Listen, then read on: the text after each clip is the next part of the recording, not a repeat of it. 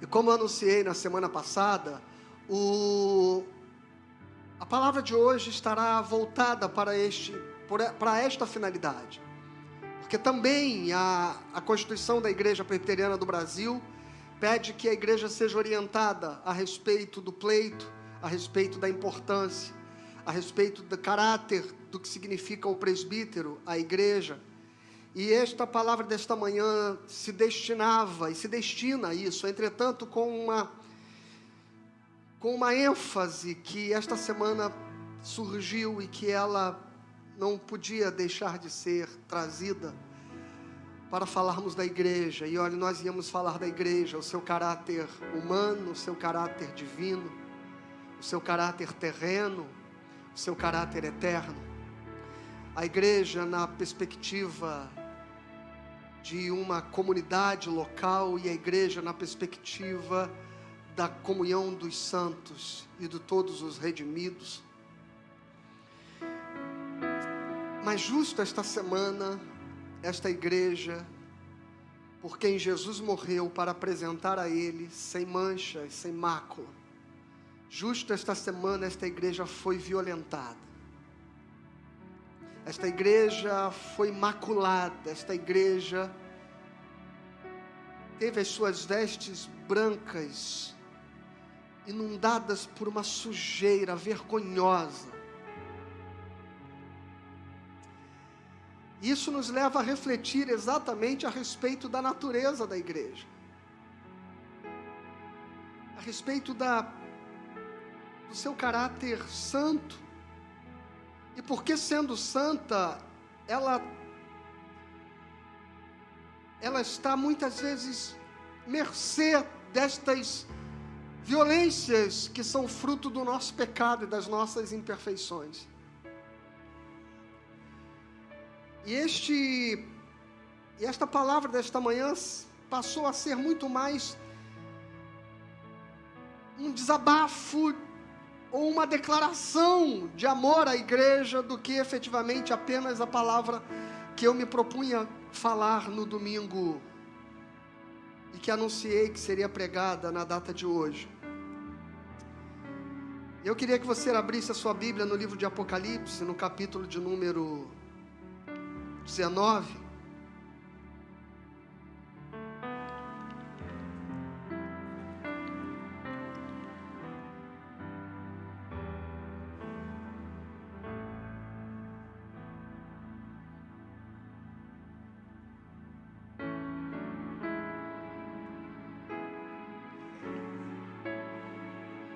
Enquanto você está aí abrindo, mas vai estar também projetado na sua tela. Eu falava do nosso irmão Robson, né? Levanta a mão, Robson e Fábio da Flão, que são os dois irmãos. Robson lá atrás, da Flão aqui. Estão uniformizados, inclusive, de camisa polo vinho.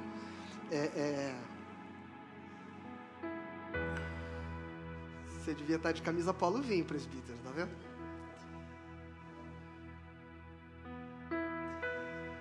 Nosso irmão Robson, que é uma alegria tê-lo aqui, né? Até porque seria muito pesado para o meu coração se nós não tivéssemos aqui hoje. Porque o Robson veio instalar o ar-condicionado do meu gabinete e caiu da escada, teve um mal súbito, caiu da escada, desacordado, né, Robson? E passou alguns dias internado ali no CTI, porque teve sangramentos no cérebro, e ficou ali em observação. Mas graças a Deus está tudo bem. E na segunda-feira ele voltou, inclusive, para terminar de instalar o ar-condicionado. E está lá bonitinho na parede lá. Obrigado, Robson, irmão Marinho, que estava junto com o Robson, que inclusive foi quem o socorreu. Apocalipse 19.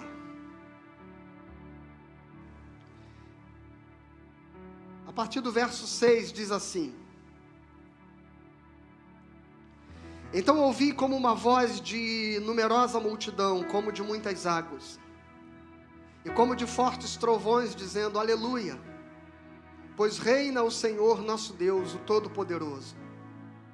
Alegremo-nos, exultemos e demo-lhes glória, porque são chegadas as bodas do Cordeiro, cuja esposa a si mesmo se ataviou, pois lhe foi dado vestir-se de linho finíssimo, resplandecente e puro, porque o linho finíssimo são os atos de justiça dos santos.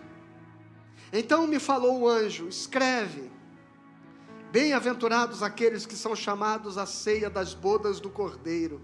E acrescentou: são estas as verdadeiras palavras de Deus. Efésios capítulo 5 agora, versículo 25. Efésios capítulo 5, versículo 25.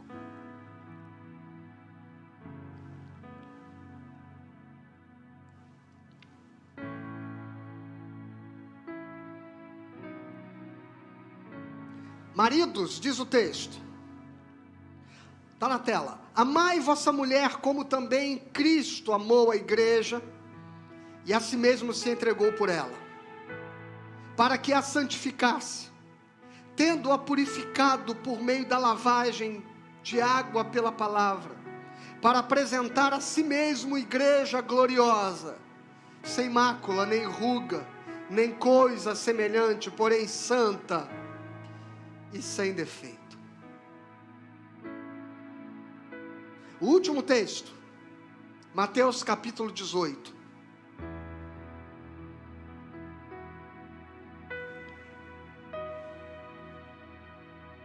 Versículo 7.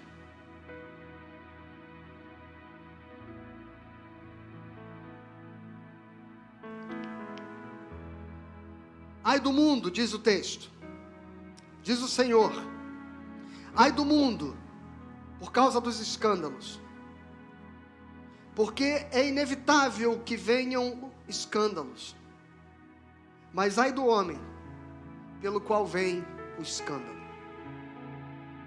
Irmãos, como eu disse, a palavra hoje será menos um sermão, não terá nenhuma sistemática de sermão, será mais um desabafo sobre a igreja, uma declaração de amor, repito. Meses atrás, nós tivemos a notícia no segmento presbiteriano de que 2 de nossos ministros presbiterianos estavam sendo alçados a ministérios no governo.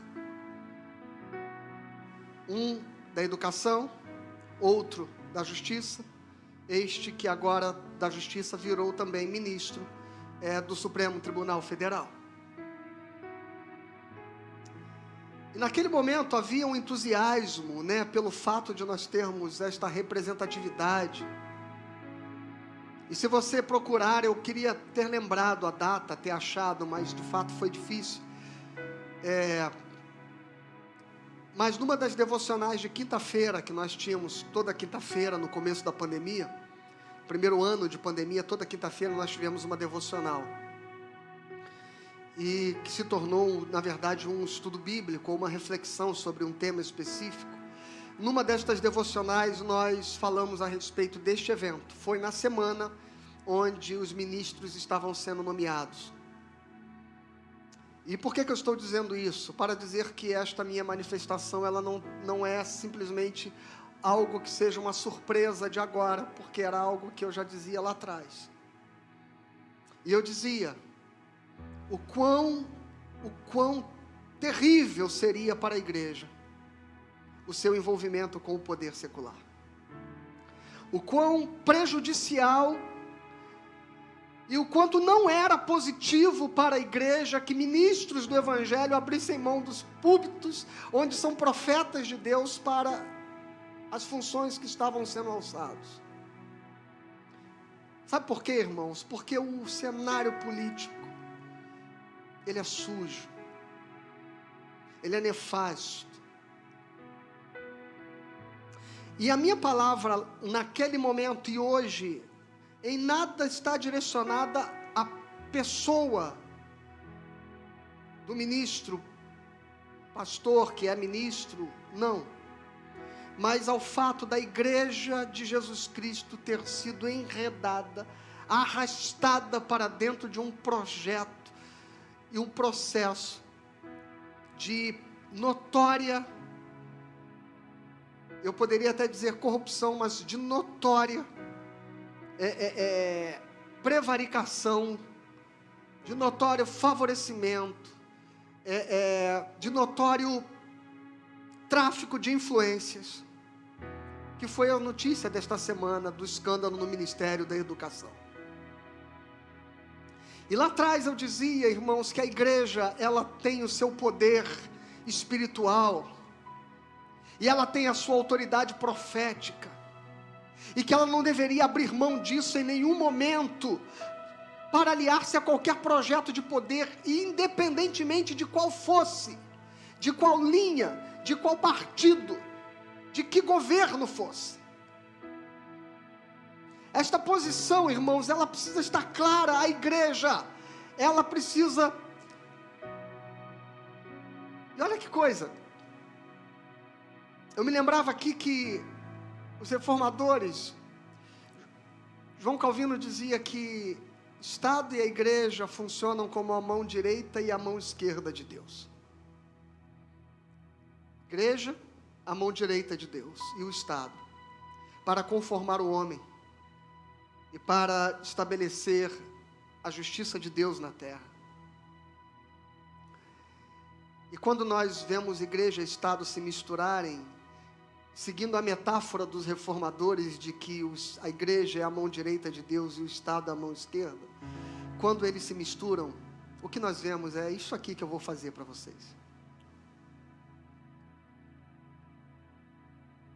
É isto que acontece quando o poder espiritual da igreja se mistura com o poder secular e laico do Estado.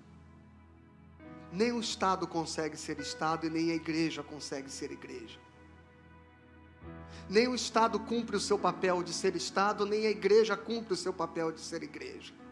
Porque a igreja tenta ser Estado e o Estado tenta ser igreja. E os braços atados, macumunados e aliançados se tornam inoperantes. É uma distorção do que é ser igreja, irmãos, quando nós somos arrastados para pertencermos a um projeto de poder. E isso não estou dizendo que a igreja e que o crente e que os evangélicos não devam ter forte, determinante atuação política. Sim, devemos ter. Fazer política é um ato de existir. As relações humanas são um ato político. Termos cada qual posições, termos cada qual ação política, isto não só é lícito como necessário. A igreja ter voz no mundo, a igreja manifestar-se ao mundo politicamente é necessário, mas jamais ela pode fazer isso abraçando um lado, qualquer que seja, do poder. Jamais. Porque ao fazer isso, é como os profetas palacianos, os profetas que bajulam o rei, os profetas que de dentro do palácio diziam ao rei o que o rei queria ouvir. Jeremias, longe de ser esta figura, era jogado no cárcere, açoitado, perseguido, ao ponto de dizer para Deus: Senhor, Jeremias tinha uma tamanha isenção que certa vez, ao ser chamado para falar com o rei, ele diz para o rei o que o rei queria ouvir. Ele diz assim: esse cara vai me jogar na prisão mesmo, eu vou dizer para ele o que ele quer ouvir. Mas o rei estava tão acostumado com o fato de que Jeremias não se alinhava com ele, que o rei disse assim: não, você não está falando a verdade. Fala a verdade. Jeremias diz assim: você não quer ouvir a verdade. Ele disse: não, fala a verdade. E o profeta fala a verdade. E quando o profeta fala a verdade, o rei diz assim: joga ele no cárcere.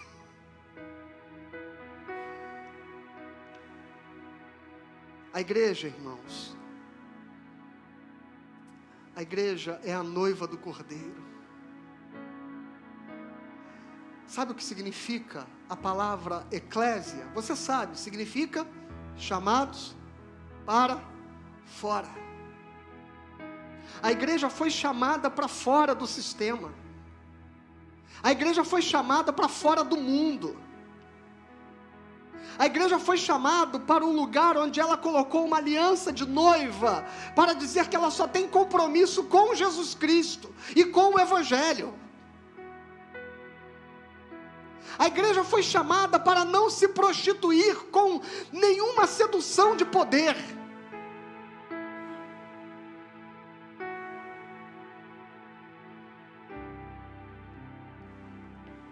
O problema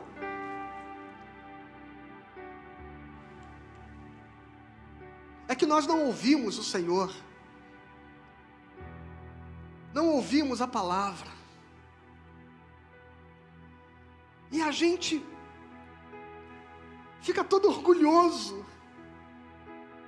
com o fato de que agora a igreja está ocupando aquele lugar ali, a igreja está ocupando aquele espaço ali, a igreja assumiu aquele cargo ali, a igreja está representada lá. Irmãos, a igreja, quando se representa, tem que se representar como igreja, e para se representar como igreja, ela não pode estar subordinada a ninguém.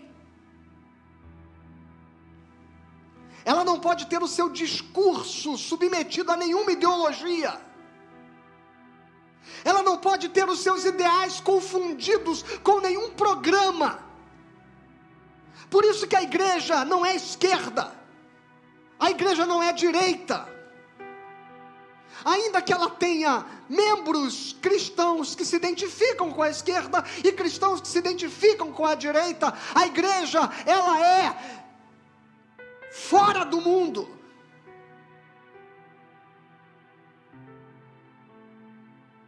E quando ela se manifesta enquanto igreja, ela levanta a palavra do Evangelho. E este Evangelho precisa ter autoridade profética. A igreja passa pela sombra da morte. E quando 1000 caírem ao lado, 10.000 à direita, ela não será atingida.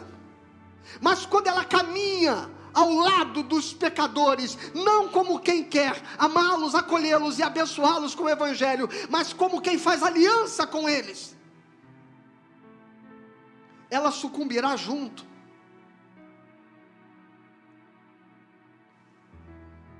Ela cairá. No segundo século da igreja, houve um livro chamado O Pastor de Hermas, ou simplesmente O Pastor.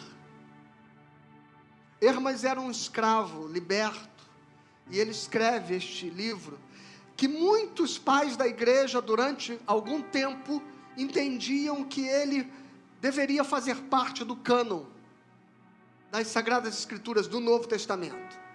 Mas ele acabou não tendo o reconhecimento da comunidade de fé como tendo a mesma autoridade dos demais textos que hoje compõem o nosso Novo Testamento. Mas ele era um livro muito lido nas comunidades cristãs primitivas. Hermas tem algumas visões que ele relata. E numa das suas visões ele vê a igreja. E naquela visão a igreja estava sentada num banco como uma velha cansada, de cabelos brancos, enrugada. E ele pergunta ao anjo, por que ela era velha? E o anjo dizia, porque as suas forças foram exauridas pelos pecados daqueles que a governam. E mais tarde, Hermas tem a visão de uma igreja rejuvenescida, porém os seus cabelos ainda grisalhos, e ela ainda aparentemente um pouco cansada.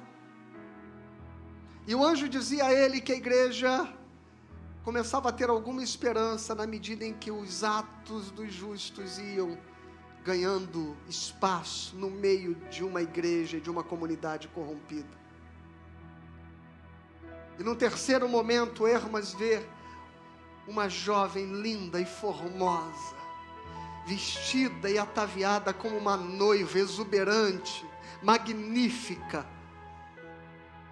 E encantado por aquela beleza, ele diz, e agora? E o anjo diz, é a mesma igreja.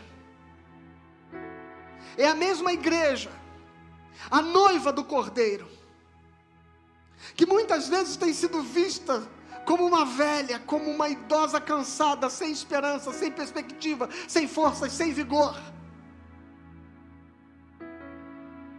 Porque tem sido vituperada, violentada, castigada pelos pecados e pelos erros humanos. Mas esta é a mesma igreja que o livro de Apocalipse acabou de descrever para você. Esta igreja imperfeita, que tem tido seu nome maculado nas páginas de jornal, e que esta semana, o nome evangélico, o nome pastor, o título pastor, caiu no lugar comum de gente malandra, de gente mal intencionada, de gente sedenta de poder, de controle. Mas é a mesma igreja que Irmas vê cansada e velha, mas vê formosa e linda. Cristo está olhando a sua igreja e Ele a ama, e Ele continua buscando nesta igreja esta jovem formosa. E que igreja nós queremos ser? Que igreja nós queremos ser? A igreja tem as suas contradições, mas não esqueça que a igreja vive entre a fina, tênue linha de ser gloriosa e terrena, de ser militante e triunfante, de ser temporal e de ser eterna, de ser humana e de ser divina. A igreja, ela é visível e ela é invisível. Lutero emergiu no meio de uma igreja que estava totalmente corrompida, de líderes depravados, de atos, ações, decisões pecaminosas. Lutero emergiu no meio de uma igreja vendida ao poder, sedenta por dinheiro, por ganância. Foi desta igreja que Lutero emergiu. Quando ele visita Roma, ele diz: vi em Roma padres que um jumento é mais inteligente que eles.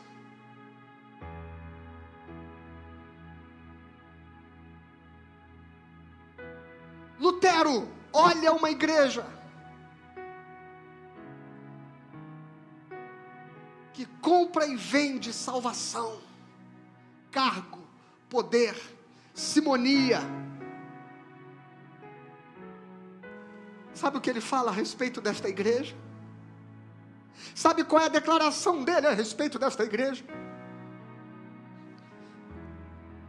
Sabe por que ele pediu 2 dias para pensar na sua resposta no concílio de Worms? Quando o imperador chama ele já havia sido excomungado pelo Papa, mas o imperador chama ele em Worms e diz assim: você tem agora a oportunidade de se retratar. E Lutero diz assim: me dá 2 dias para pensar.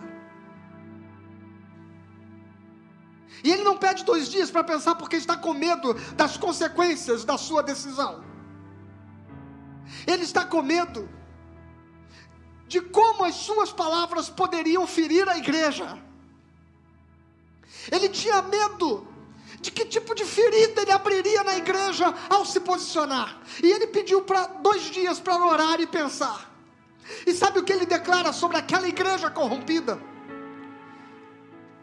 Ela me é querida, esta é a frase dele. Ela me é querida, a digna donzela. Eu não a posso esquecer. Dela o louvor, a honra e a virtude se comentam. Irmãos, será que Lutero é esquizofrênico? Será que ele está militando contra uma igreja corrompida? E agora declara, dela o louvor, a honra e a virtude se comentam. Então o meu amor ainda mais cresce, eu busco o bem dela. Se eu a quisesse endireitar os caminhos do mal, não me importo, ela vai me recompensar, com amor e verdade que não se esgotarão, que ela sempre me mostrará, e fará tudo o que eu desejar.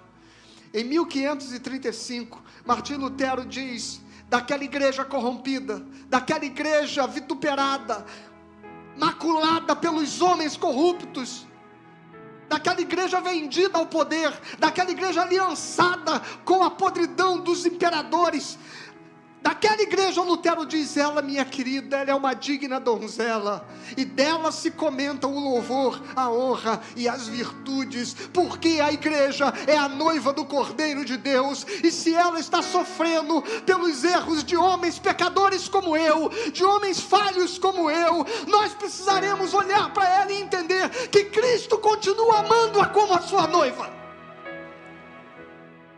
E nela nós vamos encontrar ainda a beleza do Senhor. Porque em Efésios, o texto que lemos diz que Ele morreu para que a igreja fosse apresentada a Ele sem mancha, sem ruga e sem mácula. Para que ela fosse apresentada a Ele formosa. Foi por esta igreja que Jesus morreu, esta igreja que muitas vezes nós vemos os erros, vemos as falhas, vemos homens pecadores dominando e regendo sobre elas, mas nela e a partir dela ainda há a beleza daquela que Jesus virá buscar. E Ele vai buscar esta igreja. E não pense que ao falar desta igreja, nós estamos falando de uma igreja que não está relacionada à igreja local. Não, irmãos. O Novo Testamento fala 110 vezes a palavra igreja. E destas 110 vezes, 97 vezes se refere à igreja local.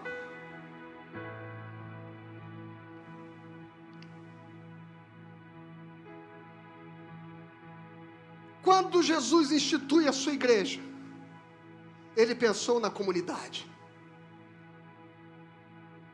E nós não podemos desfazer e desdizer o que foi dito por Ele, ao chamar Pedro e dizer, o que vocês ligarem na terra será ligado nos céus.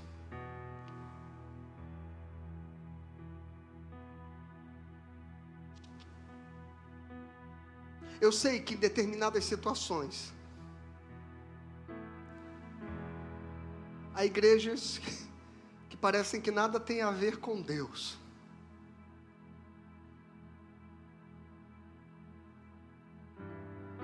Mas não perca a perspectiva de que há um vínculo transcendente, místico e sobrenatural que nos reúne como igreja local e que faz com que este lugar seja expressão visível da graça invisível de Deus. Para nós presbiterianos calvinistas, há alguns meios de graça que chamamos serem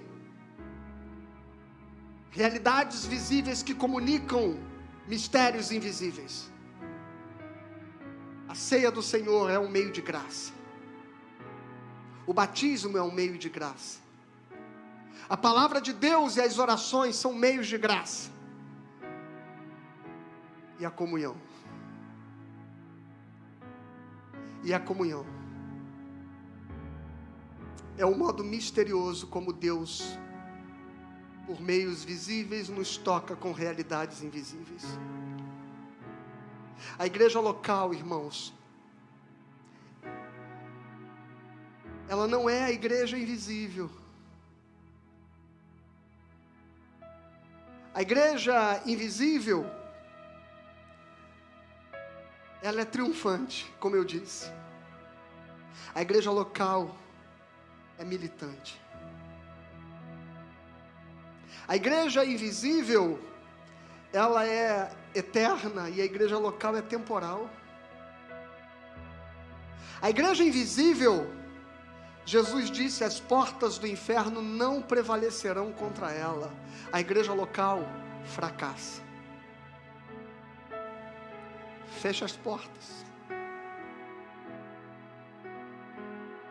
Pelas ações humanas. A igreja invisível, ela é imaculada, santa. A igreja visível é imperfeita. Porque a igreja invisível, ela é divina. E a visível é humana. Entretanto, esta humanidade está debaixo de um governo divino, que se revela através dela, e que por intermédio dela se manifesta ao mundo, porque não há outro modo de Deus ter escolhido manifestar-se ao mundo, senão pelos meios visíveis da encarnação. De que modo Deus desejou conhecer-se, dar-se a conhecer ao mundo, senão humanizando-se, senão fazendo-se homem. Portanto, não se admire de que a igreja seja humana e expresse a transcendência do divino, porque foi assim que o Cristo humano revelou o Deus invisível. E se aprove a Deus que toda a plenitude da divindade habitasse corporalmente em Jesus, o apóstolo Paulo então continua dizendo, e agora o Senhor Jesus Cristo, o Senhor o deu à igreja, o qual é o seu corpo. Portanto, quando o mundo quiser enxergar Cristo presente na história, ele o verá por intermédio da sua igreja, desta gente imperfeita, desta gente falha, mas que Deus, ao longo da história, tem feito com que no meio daquela velha senhora cansada, sempre tenha lugar para se manifestar a jovem e formosa noiva do Cordeiro.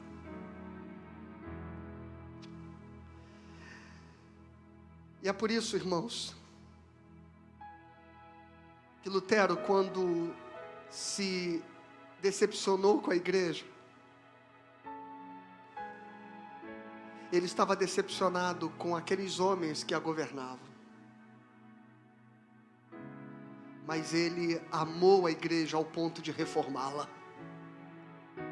ao ponto de santificá-la, ao ponto de fazer com que ela voltasse a ser a jovem e bela da visão do pastor de Hermas.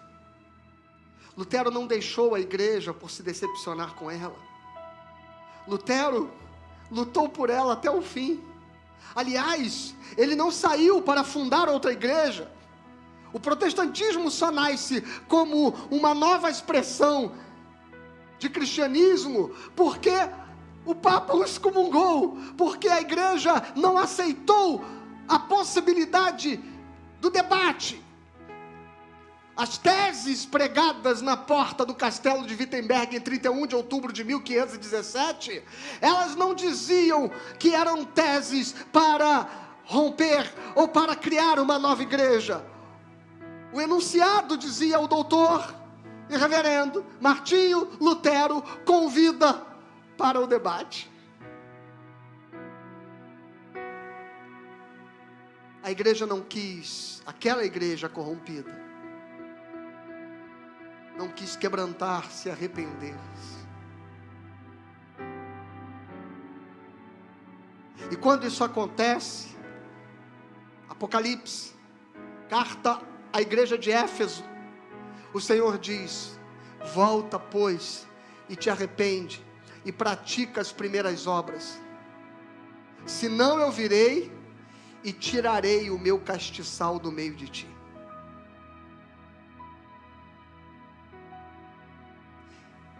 O Senhor convida a igreja a se arrepender.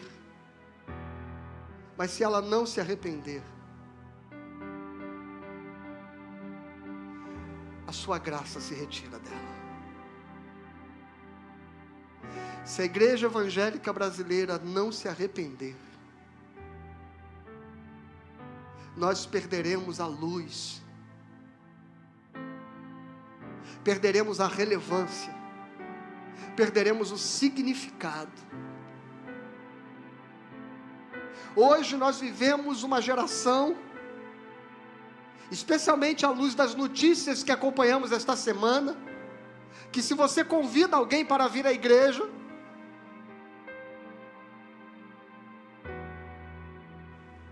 é possível que seja muito difícil que ela aceite o seu convite.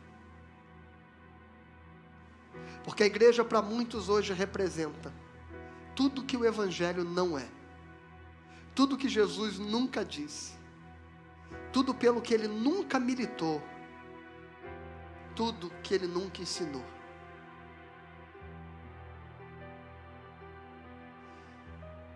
O que eu vou fazer? Eu vou amar para que esta igreja, os presbíteros que serão eleitos, devem ser eleitos debaixo desta consciência. Sobre nós, eu falo como Pedro diz na sua primeira carta, e eu presbítero com eles. E eu presbítero, eu quero ler esse texto. Eu ia ler no final, mas vou até pular a ordem aqui. 1 Pedro capítulo 5, versículo 1.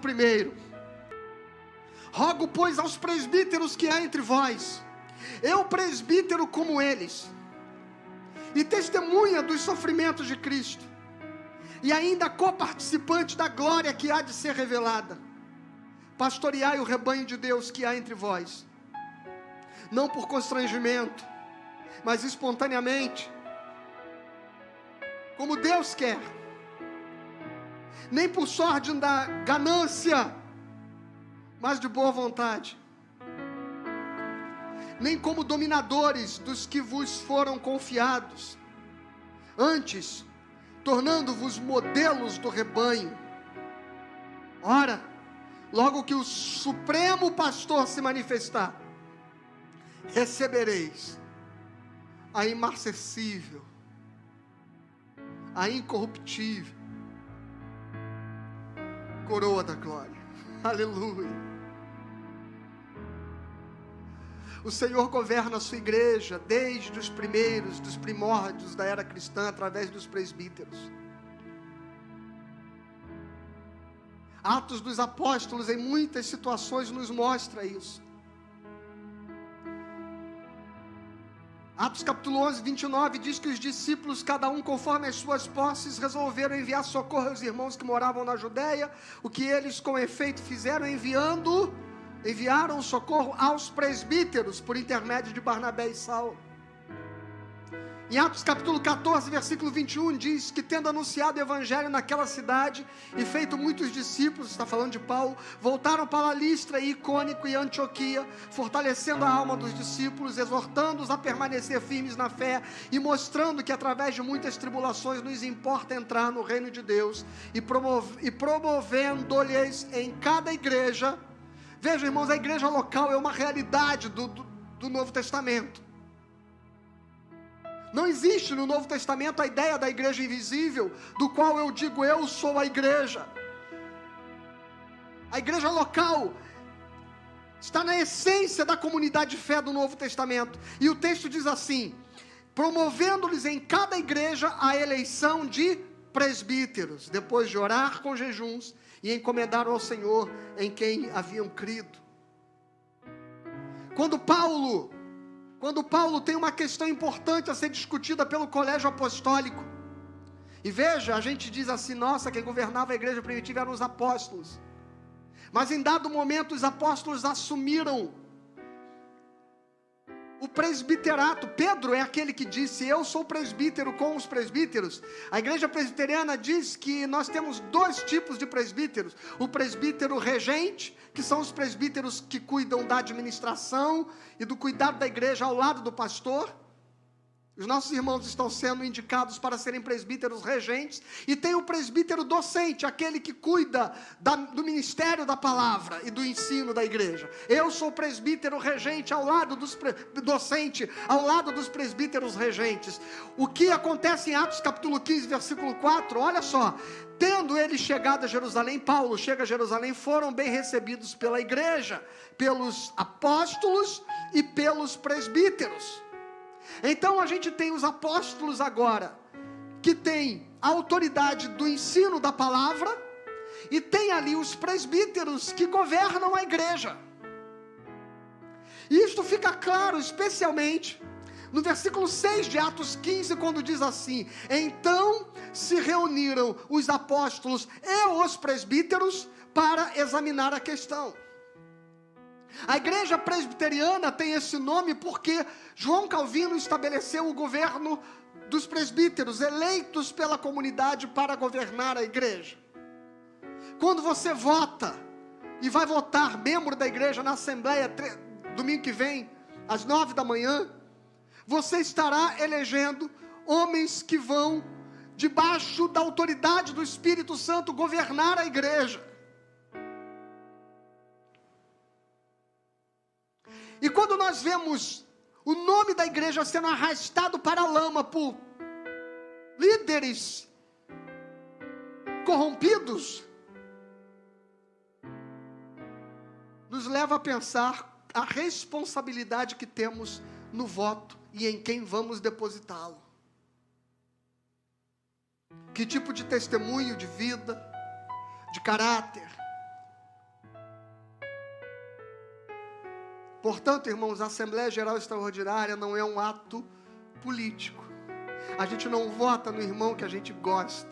A gente não vota no irmão que é legal. A gente não vota no irmão que é bacana. A gente vota naqueles que nós reconhecemos como sendo homens com o Espírito Santo de Deus e que vão governar a igreja de Cristo e que o farão sobre o temor do Senhor. Porque não se esqueçam, viu, aqueles irmãos indicados pelo conselho e todos os demais que concorrem, porque podem ser votados, e não se esqueçam, o mesmo texto, ou melhor, o texto quando diz: quando nós exercermos o nosso governo com liberalidade, com amor, com dedicação, servindo a igreja, sem sorte da ganância, sem domínio sobre as ovelhas de Cristo, quando o sumo pastor se manifestar, ele nos recompensará com a coroa de glória. Mas saiba que se formos negligentes, se ferirmos a igreja, se macularmos a igreja, ele também nos pedirá conta.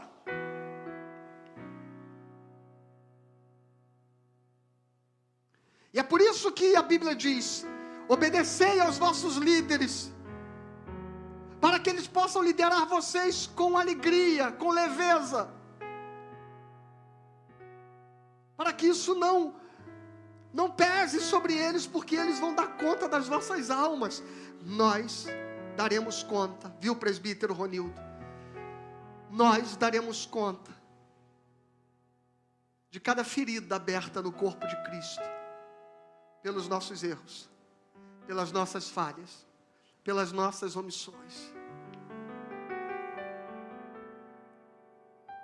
Esta igreja não é perfeita. Ela não é a melhor igreja. Esta é uma outra coisa que distingue a igreja visível da invisível. Na igreja invisível só há os salvos, redimidos e nascidos de novo. Na igreja visível tem trigo e joio. A igreja visível tem gente que nasceu de novo e gente que só aderiu à religião. A igreja visível tem gente boa. E tem gente que eu não recomendo nem a Satanás receber no inferno.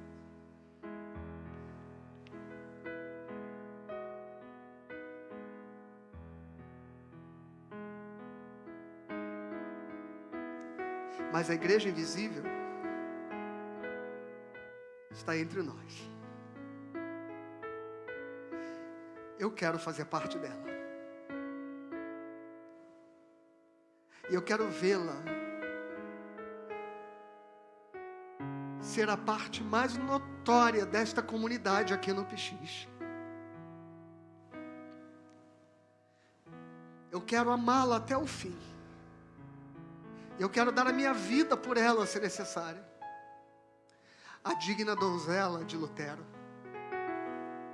a jovem formosa de Hermas, a noiva do Cordeiro. O Senhor não desiste da sua igreja. Eu não desistirei da igreja do Senhor. O Senhor ama a sua igreja. Como Oséias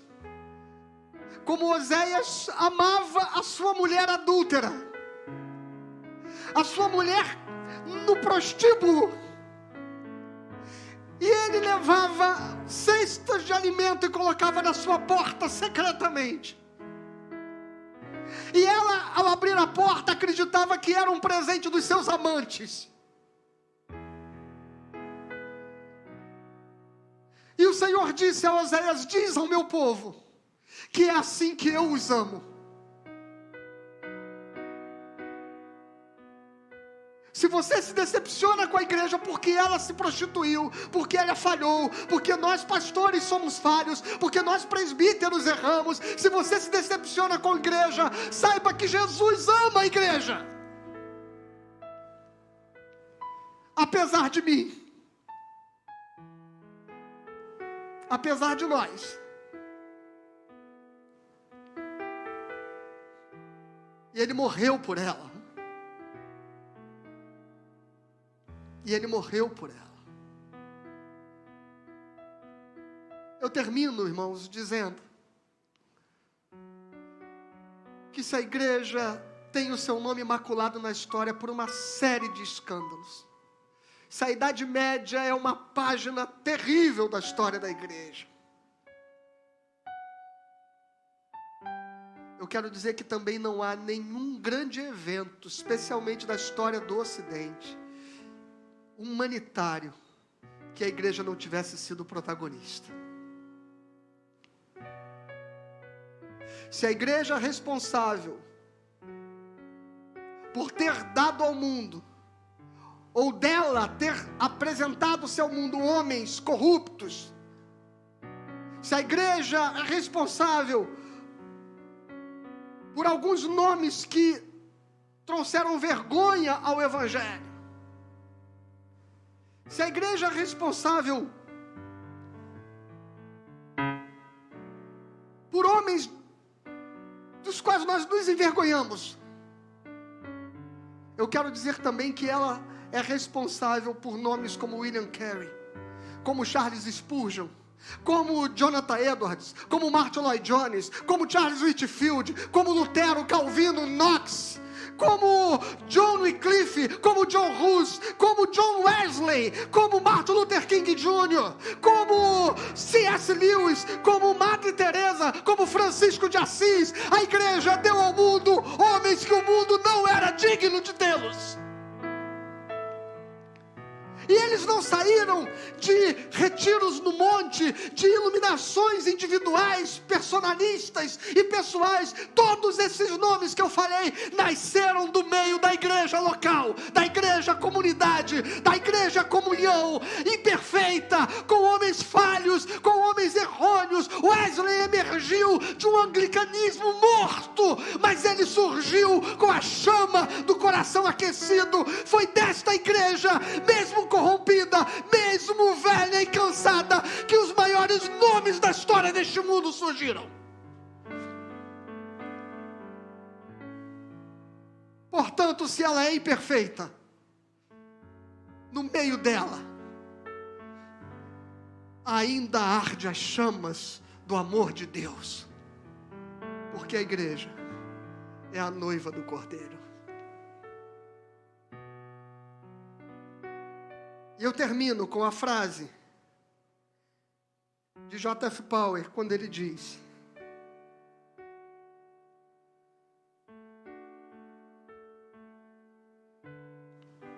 que a igreja é uma velha e grande nave.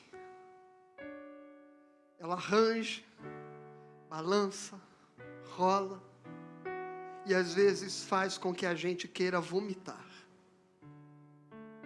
Mas ela chega ao seu destino.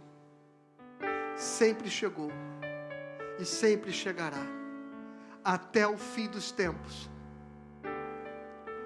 com ou sem você. Feche teus olhos. O Senhor vem buscar a tua igreja,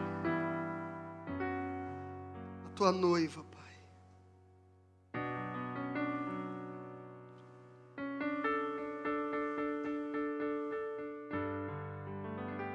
E eu não só quero fazer parte desta noiva. Eu não só quero ser esta noiva, como eu quero amá-la como tu amas, Pai. Como eu quero santificá-la como tu a santificas. Como eu quero honrá-la como tu a honras. Como eu quero exaltar as suas virtudes, como o Senhor enxerga as suas virtudes. E eu quero clamar, Deus, para que haja arrependimento, para que haja quebrantamento. Em nome de Jesus. Amém. Irmãos, eu não tenho nenhuma propriedade para dizer que um ministro, pastor presbiteriano, ele é corrupto ou ele cometeu algum ato leviano. Não há ainda nenhuma investigação consumada para que eu declare isso. Tendo inclusive a acreditar nas palavras do presidente Bolsonaro, ao dizer, ele é um homem bom, está sofrendo uma grande injustiça, tendo a acreditar nisso, tendo mesmo a acreditar nisso. Mas o fato é que o nome da igreja foi arrastado para lá. Independente de quem o ministro seja, ao estar lá, o evangelho foi arrastado para aquela lama. E era disso que eu falava há meses atrás. Nós precisamos de lideranças, irmãos, que tenham competência, ética e que cumpram a Constituição do Brasil. E se esta pessoa for evangélico, umbandista, candomblessista, budista, islâmico, não importa. Porque nós precisamos de gente que tenha, repito, competência, ética e que se submeta à Constituição do Brasil. É isso que significa o Estado ser Estado. Porque quando a gente quer eleger gente santa e espiritual para governar, a gente vota em presbíteros, não em deputados. A gente elege pastores para governar a igreja e não para reger o Estado. Porque quando a Bíblia diz feliz é a nação cujo Deus é o Senhor, ela não está falando do estado geográfico e político. Vós sois nação santa, povo adquirido. Ela está falando da igreja. Ela está falando do povo que o Senhor separou para ser o seu povo. Ela não está falando das fronteiras de um estado nacional, de uma bandeira de um país. Feliz é a nação cujo Deus é o Senhor, significa aquela nação que Pedro diz, vós sois nação santa. Vós sois povo de propriedade exclusiva de Deus. A nação cujo Deus é o Senhor não é a nação cuja predominância religiosa é evangélica, mas é todo um povo que pertence com exclusividade ao Senhor. E não se pode aplicar isso em qualquer país, em qualquer estado.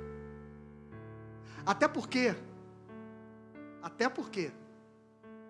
a conta da prosperidade evangélica não bate com a Bíblia. Porque enquanto a gente tem a expectativa de que os salvos sejam maioria, a Bíblia mostra o contrário. A Bíblia diz que a semente foi lançada e foram lançadas 4 sementes. E qual a porcentagem da semente que prosperou? 25%. Jesus diz que a porta é estreita e que são poucos os que entram por ela. É uma ilusão a ideia. E toda vez que eu vejo um evangelho que ganha volume, eu sempre olho para as escrituras e digo: tem alguma coisa errada com este evangelho. A igreja verdadeira, irmãos, é marginal. A igreja verdadeira cresce, mas ela cresce no meio de um mundo onde as trevas, onde aqueles que fecham o coração para o evangelho ainda serão muitos. E eu estou falando de gente convertida. Gente convertida, segundo a Bíblia, é pouca gente. Parece uma frase pessimista minha. Mas Jesus não tinha otimismo em relação ao mundo. Jesus não tinha otimismo em relação ao mundo. Em dado momento, na crise da Galileia, ele percebe: essa gente vai me crucificar.